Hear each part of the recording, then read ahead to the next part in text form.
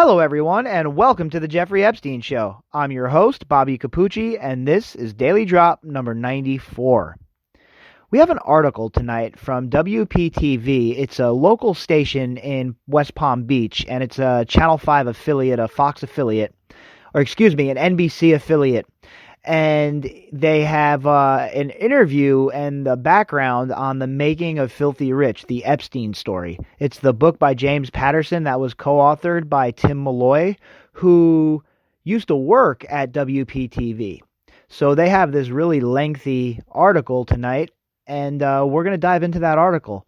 We're going to give it a read, and it's going to give you some background on how that book was, brought into life, how it came to fruition. The story from West Palm Beach is what really initiated all of this into Jeffrey Epstein, the investigation. So this is the actual genesis. If it was an outbreak of a disease, it would be where, patient zero was. And I think that we can never really understand the Jeffrey Epstein case if we don't understand what occurred in West Palm Beach. I think that was the jumping off point for them. I think that was where they really got started. I think that was where they were really, really getting things going so that they could advance their operations at a later date. And we all know that Epstein was doing this sort of stuff for a very long time, but I don't think it was accelerated and turned into this sort of operation until Ghislaine Maxwell came into the picture. And as you all know, I'm on the record at this point saying that Ghislaine Maxwell is the mastermind behind this whole entire thing. Do I have any direct evidence to prove that? I don't, but I'm just going on my gut, and by everything, all the evidence that we have so far, it does not seem like Jeffrey Epstein was that sort of a shrewd man, like he was playing the Game of Thrones. He wasn't Lord Varys, right? He's more Stannis Baratheon. So I think that he was the brute, and I believe that Ghislaine Maxwell was the brains behind the whole entire operation. I believe that she was the Queen of Thorns, to stick with the Game of Thrones references.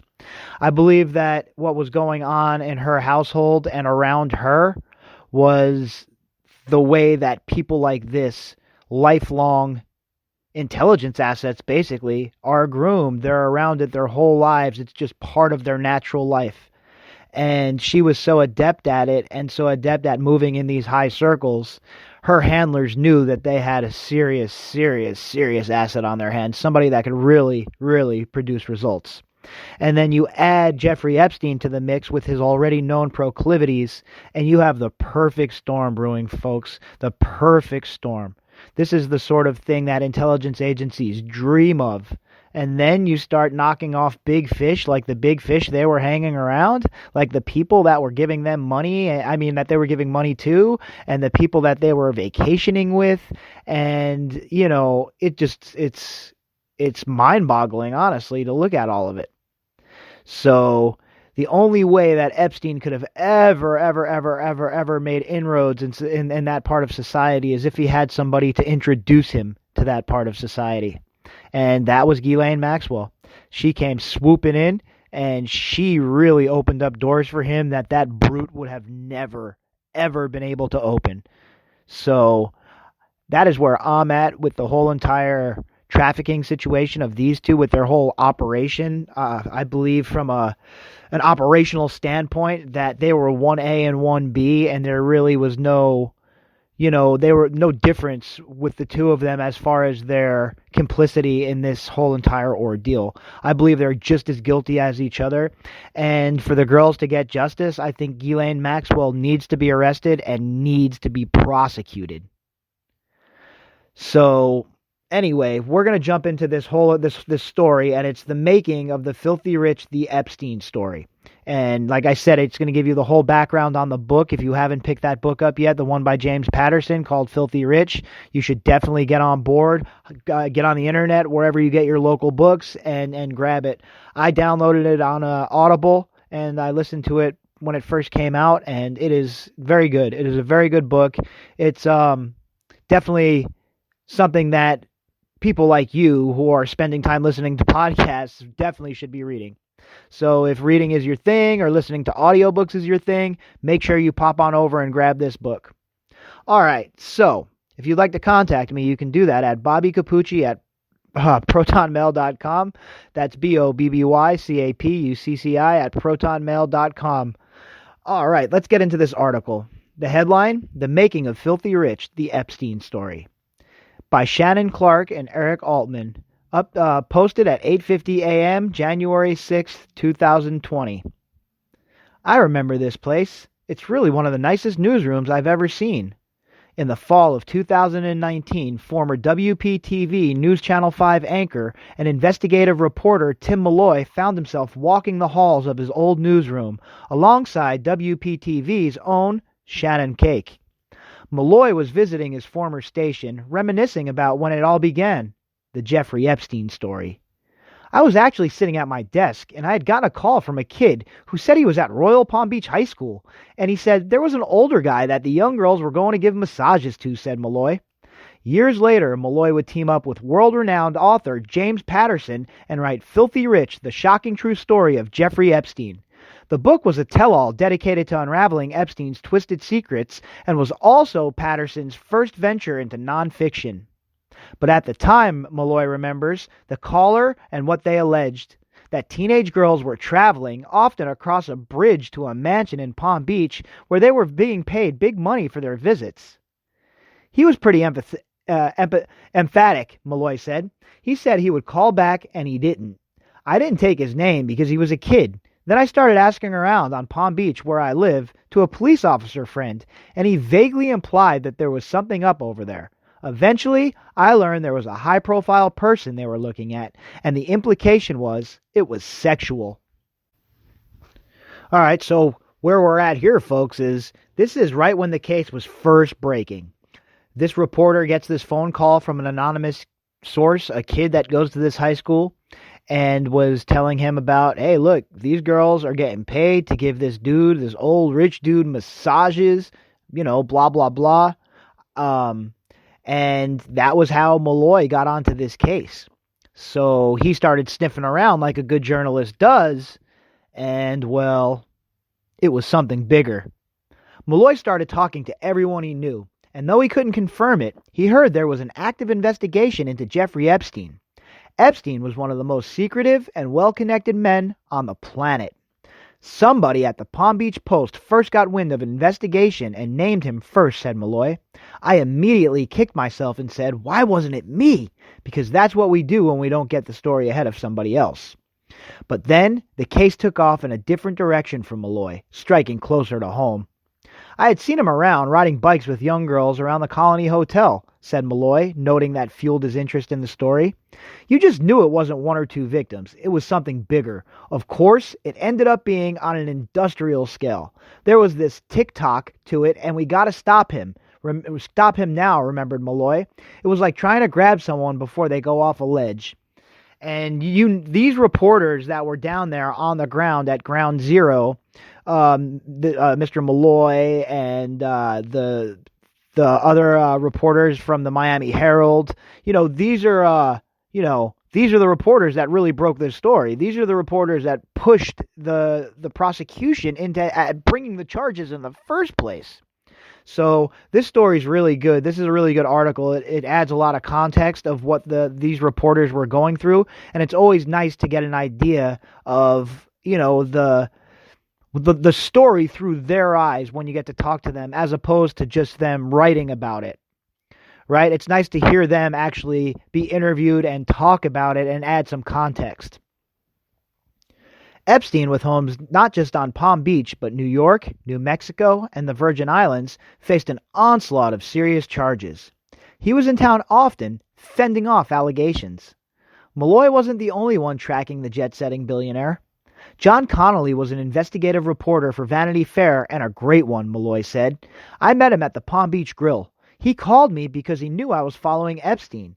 He wanted to write a Vanity Fair article about Epstein, and that kept kind of getting buried. Well, we know that Vanity Fair, Graydon Carter, killed the article from Vicky Ward in 2003, killed a whole entire section of it because Epstein pressured them. So you got to think that Vanity Fair is definitely trying to make up face and get to actually doing some reporting on this. Maybe, it would help them a little bit, right? Well, I have to say they've done a good job since that burial of the original stuff in that original story. They've been pretty good with their reporting on this Epstein case, so you got to give them their props for that at least. They've come around, it seems. Malloy and Connolly found themselves sharing insights on the latest in Epstein's case. He was really into the forensics of this thing, recalled Malloy. He was a lawyer and a former New York City detective who became a writer. I ended up interviewing him a few times during this case and put him on air here, Channel 5. Jeffrey Epstein wants to speak to you. It was September of 2007 in Palm Beach County, and Jeffrey Epstein had just returned with his high-powered lawyers, including Kenneth Starr and Alan Dershowitz. Oh, good old Kenneth Starr. Just, the Mr. Morality himself, worried about a guy, getting a little action in the White House. He's so morally superior, but yet he's going to defend Jeffrey Epstein. Just give me a break already with people like Kenneth Starr. He's another one I have zero use for. Zero use for Kenneth Starr, and never mind his buddy Alan, I keep my undies on Dershowitz, okay? Nobody likes either of those dudes. They're probably two of the most unliked people around. Kenneth Starr is an absolute clown, a bumbling fool. I've always thought that about him, and the fact that he was involved with Jeffrey Epstein, I don't even want to hear, well, everybody deserves defense. He had a high-profile team from no matter what, even if you didn't join Kenneth Starr, and you have plenty of money. But guess what? Your greed got in the way of your morality, so you're another one. Don't get on your ivory tower, and don't preach to the rest of us. None of us care what you say, sir. Epstein landed his private plane at Palm Beach International Airport, arriving in town to try and cut a plea deal and avoid prison time. Police were accusing Epstein of unlawful sexual activity with teenage girls, even molestation. The local media swarmed the airport, including WPTV's own Tim Malloy. Malloy was tracking Epstein, determined to stay on the case. I lived there. I had seen him around town riding bikes with young girls. You recall Malloy. The younger, the better, and anyone over 20 he wasn't interested in. He was deeply interested in people on the very young side, said Malloy. And remember, folks, this is the reporter who was one of the first people on the case, right? One of the people with intimate knowledge of not only Epstein, but the people that knew Epstein the best. Malloy recalled the details of the case drove his tenacity to covering Epstein. I don't even have kids, but I wanted to get a baseball bat and go kill him, said Malloy. Man, we are in the same boat. I feel the same exact way. I don't have children either. But I'll tell you what, if I was ever put in a room with Jeffrey Epstein, forget it. Honestly, forget it. I would take him apart piece by piece with my hands, and I'd FaceTime it for the victims to watch, because this dude is so gross and disgusting. I couldn't even share oxygen with him. I don't know how people can justify hanging out with this guy, being part of his life, covering up for him, going out and being an advocate for him, even in death. How can you justify that when a normal person like Malloy or a guy like me or like the people out there listening, I'm sure, we're just completely and utterly appalled by it. And if we were put in a room and we knew there were no consequences, forget it. The man would be taken apart piece by piece. So in September 2007, when Tim Malloy heard Epstein was returning to town, he was determined to get video of the mysterious Palm Beach financier. Pedophile. No one ever saw that son of a bitch, said Malloy, noting that at the time there was no video of Jeffrey Epstein in court. I had never even seen video of him. WPTV had dispatched Chopper 5 to try and get video of the reclusive millionaire. Pedophile.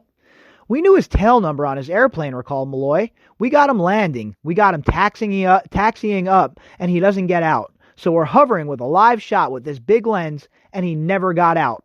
But during a commercial break, Malloy got a message he remembers to this day. A WPTV producer speaking to Malloy through his earpiece told him, Jeffrey Epstein wants to speak to you. And I went, what? I said to him, what does he want? Malloy asked. He wants you to get your effing helicopter away from this airplane. Malloy recalled his producer saying. Malloy was shocked by Epstein's demand. What struck me is, you've been charged with a crime. We're a news organization. We followed you. We're legit, obeyed all the rules, aviation rules. Screw you. We're not moving, and we didn't, Malloy said. Oh boy, I wish somebody would give me a call like that, because I would politely hang up the phone and then have to walk down there and we'd have a little face-to-face chat, because that kind of stuff, that's the sort of stuff that launches me into orbit. People that try and flex like this, like Jeffrey Epstein was doing, look, if you were being harassed by the media, the paparazzi, I'd be like, I get it, man. I wouldn't get off that plane either. F them. You're charged with heinous-ass crimes, bro. You better get off that plane. You better be a man and face the music, homie. If not, you're going to get chased down and the predator will be turned into the prey. Malloy got the shot he was looking for. Epstein departing his private plane and getting into a vehicle waiting for him on the tarmac. We were the ones who were going to get a picture of him, and we did, Malloy said. What a story. It showed you how private, how arrogant, and how menacing this guy could be. It sent a little chill. Despite the victory, Malloy was stunned by the outcome of Epstein's case. A plea deal resulting in no prison time, and instead a short stint in the Palm Beach County Jail, which included work release almost every day to his home and even his West Palm Beach office. After that, Epstein's accusers say he was back in business. What fed is he kept getting away with it, and he was arrogant about it, said Malloy. I was like, you got to stop this guy. I had to get him. I had to catch him. Although Tim Malloy left WPTV, the Epstein Story never left him. I left Channel 5, great place, and went on to make documentaries and stuff, Malloy recalled. Then, one day, I had a conversation with James Patterson. After leaving WPTV, Malloy went on to work on other projects, including documentaries alongside the #1 bookseller in the world for 13 years running, fellow Palm Beach resident James Patterson. The two met up at the Palm Beach Grill and started chatting about possible future projects. Tim brought up this Epstein case, which I was vaguely familiar with, Patterson told WPTV. We started talking about this story. I said, my God, this is an insane story. 30, 40, 50, who knows how many girls? Police reports on most of them, and then this guy gets off? I said, this is unbelievable. It's almost like you couldn't believe it. Yeah, you know what? You couldn't believe it. You have James Patterson saying this is unbelievable, folks, all right? A guy that makes up stories for a living is saying this is unbelievable. What does that tell you? Patterson is a prolific writer known for works like The Women's Murder Club and conjuring up iconic characters like Alex Cross. But Patterson says Epstein was a character on a whole different level. I mean, this character would be right up there with one of the worst characters I've ever created, and probably even a little worse, said Patterson. I think if I was writing about a character like this, I probably would tone it down because you would go, no, that's not possible. Nobody would believe this. With fiction, it has to be that you can tone down your disbelief.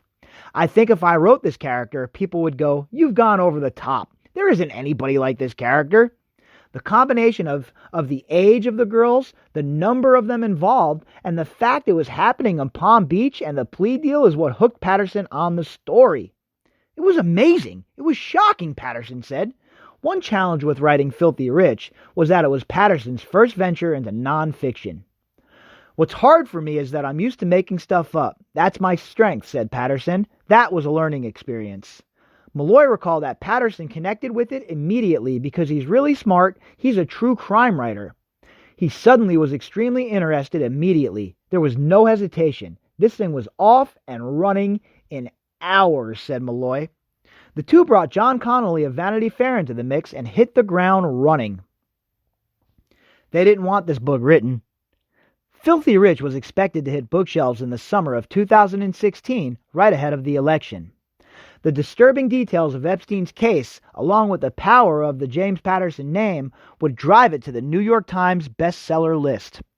But not if Epstein's lawyers had their way. Again, with Epstein's lawyers. These knuckleheads, these guys have done nothing but find loopholes in the two-tier justice system and find ways to get these disgusting people like Epstein off time and time again. Well, not this time. This time, they have gone too far. This time, They have done something that the American public will not turn the other way and ignore. You will not traffic children, and you will not be involved in what you were involved in right under the noses of everybody and not have to pay the piper. I am sorry, but that will not occur. They would approach us pretty much every week, and I'm not afraid, recalled Patterson. I wasn't afraid of Epstein, you know. I don't care, so sue me. I'm never going to run afraid of doing the right thing, of trying to tell the truth. I never had any issue with this story because it was true. Amen, 100%. I feel the same way. I don't have the fight or flight option. I stand and fight. I bite down on my mouthpiece and I start throwing bolos. Because people like Epstein, they will just try and use their power to bully you into doing whatever they want you to do because that's how they've been doing the things their whole life. And when they run into somebody like James Patterson, who is certainly not going to be bullied by Jeffrey Epstein or his goons, well, he doesn't know what to do. A guy like Epstein doesn't know what to do in that circumstance. I gotta hand it to Jim Patterson. He's tough, said Malloy. I don't think he was scared. I think I was more afraid than he was. We're writing a book that they did not want us to write, and it wasn't me, it was James Patterson writing this book, which means a lot of people are going to look at it, and they did. They didn't want this book written. Crazy, sick, insane. Malloy says writing the book was the first time he ever felt anxiety while working on a project. I don't really, not too much anxiety for me. I'm obviously not in the trenches the way these guys were, but I do find myself having lingering thoughts about the situation that these girls were left in after their abuse by these people and how hard their lives must be. You know, life is hard enough, folks, right? Everybody knows we all have trials and tribulations. Imagine adding on to your trials and tribulations the trauma that these girls have went through. It's just, I can't even imagine. I just can't imagine. He was a menacing presence, said Malloy, adding that Epstein was unpredictable. I thought he was capable of intimidation and maybe even violence. In the spring of 2016, Malloy called WPTV's Shannon Cake and asked to have lunch at Kachina Palm Beach, a popular spot on the island. Over lunch, Malloy asked Shannon for a favor. If something happens to me, you have to keep going on this story, said Malloy. I didn't want him to get away with it. Look, folks, what does that tell you? You have seasoned reporters worried for their lives because of Jeffrey Epstein. You have seasoned reporters who have the backing of, big organizations and the backing of people like James Patterson still worried about their lives. And you wonder why sources don't want to go on the record in this case? I don't blame them. I truly do not blame sources that don't want to go on the record in this case. There are a lot of dangerous people we're dealing with here, folks. Malloy wasn't just working on Filthy Rich, but was also busy with a documentary and was getting ready to embed on a deployment to Afghanistan. I had an embed coming up, but it was more about Epstein, recalled Malloy. There was a period where I felt somewhat threatened because I heard he was digging into people's past lives. That's another thing I don't even worry about. I don't really care. Go ahead, do what you want to do. I mean, although it must be kind of disconcerting to have some, private investigator digging through your trash and all that kind of stuff. It must be kind of concerning, honestly. I guess it's easy. I should take a step back saying that. It's probably easy to say, oh, yeah, have a bit of hubris. Who cares? Blah, blah, blah, blah, blah. But if you have somebody going through your trash and following your every move, that has to cause a lot of anxiety. So I can't even imagine, honestly. I'm going to retract that statement because that must really suck. When your private space is invaded and your personal life is invaded like that, it has to be disconcerting, right? Epstein's lawyers were reaching out to Patterson's team regularly. They were basically saying, you don't know what you're involved in here. You should back off, said Patterson. What Tim and I did, we sent a letter and said, look, we would love to talk to Epstein. We would love to hear his side. Patterson says attorneys for Jeffrey Epstein never responded to his interview requests. He added that the end of the book includes a series of questions they wanted to ask Epstein if they could score an interview.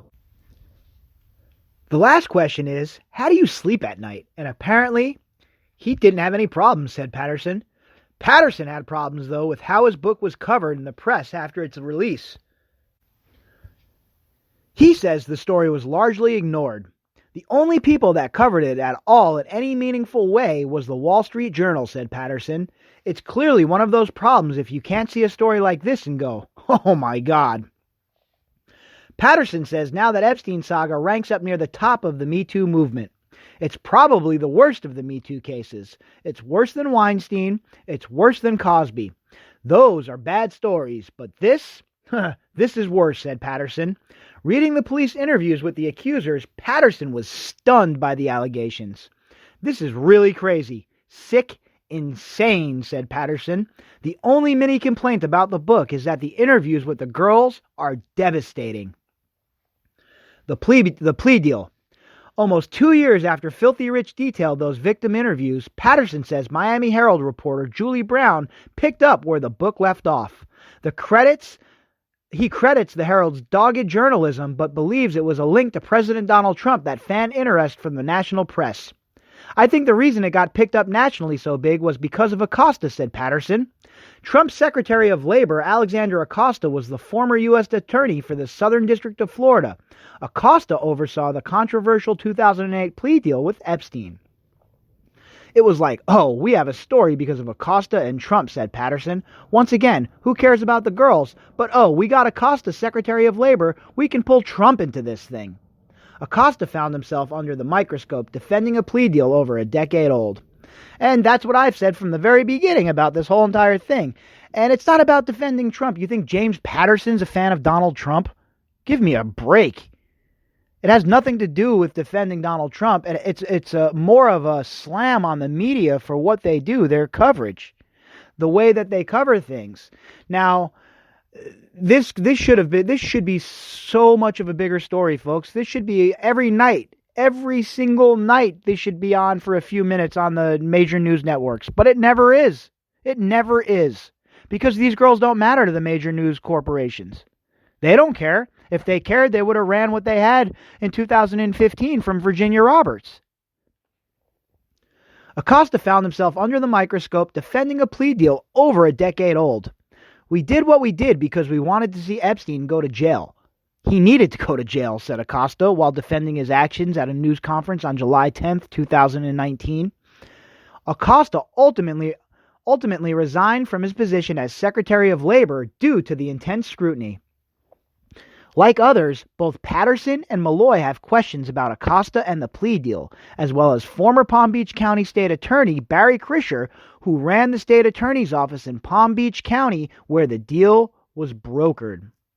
Filthy Rich did a pretty good job of painting a picture of who this guy was, said Malloy.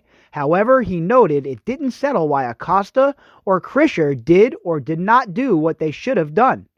Whatever may have been the case, we raised it, but we didn't answer it. Nobody has answered it. How did this happen locally? How did he only get 13 months and get to go to his lawyer's office and get to go home? What the heck is going on with that? Malloy says everybody still has questions about the case. Yes, we do. We all have lots of questions about this case. Patterson says some answers can be found when you look practically at the case and the fact that many of the victims had taken hush money. I understand why some of these women took the money and walked away, said Patterson. I think we've all seen it. I want this to stop. Patterson also added that Epstein's legal team came from the big leagues. I think when Acosta came in, the locals said, this dream team, Dershowitz, they're scary good. A, said Patterson. B, a lot of the girls had already been bought off. C, we're not going to be able to prove that some went to the house. D, the ones we do get in the courtroom, the dream team of lawyers is going to rip them apart, so we're really on shaky ground here. If we're going to go after Epstein on prostitution charges, we got him.